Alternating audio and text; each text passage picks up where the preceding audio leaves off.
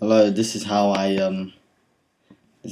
made my little image in Illustrator. I started off by going onto File, New, and as you can see it's different to Photoshop where there's a lot more settings. For example, the orientation, you can choose whether you want it portrait or landscape. So I made a new A3 sized one and I made mine landscape. I then went to File and then Place so that I can import an image, because that's how you do it on Illustrator, whereas in Photoshop you just go into File and then Open. I then imported this image of a dog and placed it in the middle of the box. This is your work area here, and this is basically everything that will be in the image. So I then used the brush tool the stroke tool, and I started to draw the outline of my dog. Once I had finished drawing the outline, I then imported an eye image which I had deleted the background of in Photoshop, and I made it transparent and saved it as a PNG so that when I opened it on Illustrator there wouldn't be any white box around it. As you can see, it's transparent, so there's no white box around it, and it's just the eye. I then clicked the eye button on the image of the dog so that it went invisible, and all you saw was the outline and the eye. And then had the eye layer selected here, and I went to Object, Live Trace, and then Tracing Options. Here I changed it to grayscale. I made sure Ignore White was ticked, because if it wasn't, it'd come up with a white box around the eye.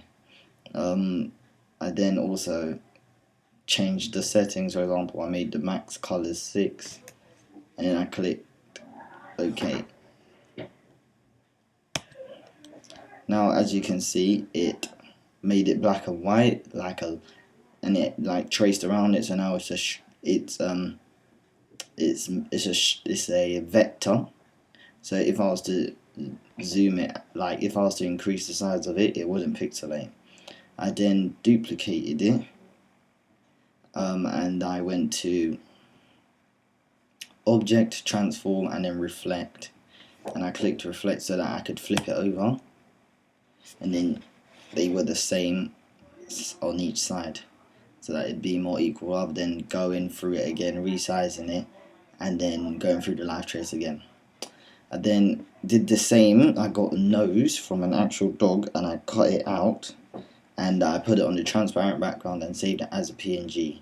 I then went to File, Place, and I imported it onto my dog. I placed it in the middle, and then I once again did Object, Live Trace, and Tracing Options, and it was the same tracing options for the eye. So I just went to OK, and then it started to trace it. As you can see, it's got a lot more tones than the eye does, because obviously there was more tones in the nose than there was in the eye, so you can see a lot more light in dark areas. I then went to the Symbols tab over here, and I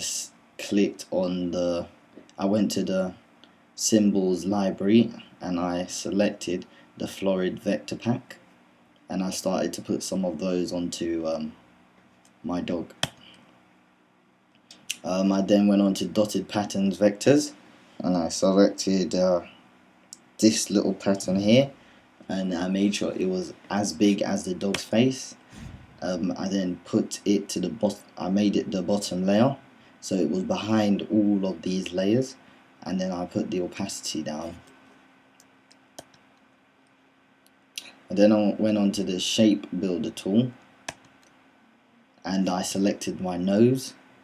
This is so that I could actually change the little different segments of the nose, change the colors of them. So as you can see, I used similar colors like reds and like golds. So I started to color that in. I double clicked the dotted vector that I had added earlier, and and as you can see, it isolates it up here, and this is how you know it's isolated. This grey bar will come up, and then I selected the red color, so it changed the color of the actual thing, and right now it looks like it's overpowering everything, but then when you double click in a random area, it will stop isolating it, and you can see it's now in the background again. I then colored in the eye as well using the shape builder tool, this tool here. I started to color in my eye, and then once that was colored in, I started adding more of the vectors. I really like the florid ones because I think it went nicely with the dog. As you can see, I used one of their vectors to be part of the whiskers, and some for the hair, and then these little florid vector things are meant to represent like tears, and then I used this florid vector as the tongue, and I started to color it in. Once again, I double clicked on the thing I wanted colored in, so I made sure it was selected, and I went up here to the color guide and I selected a color, and then it colored it in. So I chose red to represent the tongue for these, and then these I made them blue to represent tears, and then the rest of, and as you can see, if you change the color of one of them, it changes the color of the other one. It does the same thing simultaneously. So if I was to change the color of that to blue, it'd make that one blue as well, because it's the same vector. I then selected my vectors, and I went down to the graphic styles and I started playing around with them, and I quite like the look of this 3D effect. So if you just double click it, if you just select it using the select tool up here in the bar up there, and then you go over here, you can choose graphic styles that you want to try. And so yeah, I started adding graphic styles. You can see this is a graphic style. Gave it a nice little black stroke outline, and this one's like a blue 3D effect. Once I had finished, I actually managed to make it its own symbol by selecting all of it, and then clicking the symbols library, and then save symbol, and then after that I selected it all again, and I just dragged it over to the symbols library box here, and it came up with this dialog box, and you're meant to make sure you have graphic selected, and then you just rename it to whatever you want, and then it was in the symbols form. After that, I went over to I tried out some other tools like the stroke tool. So basically what I did is I double clicked on my nose, made sure it was selected, and then you can choose how strong you want your stroke to be, but I never actually put it on because I didn't want the stroke.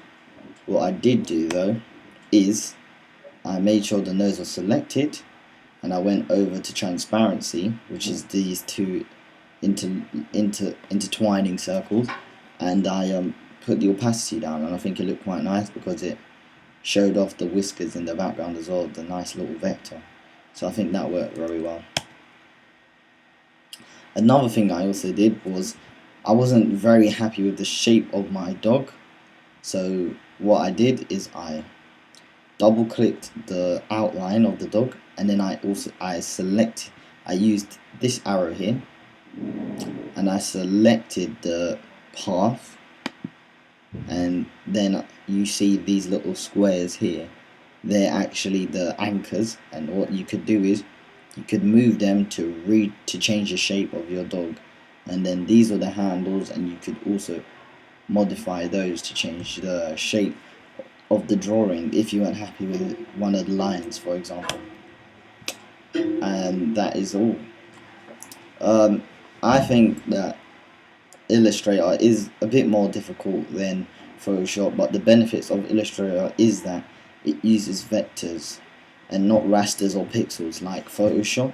So when you are zooming like things in and out, for example, no, when you are enlarging things, it doesn't pixelate. So in the end, you get a better quality image.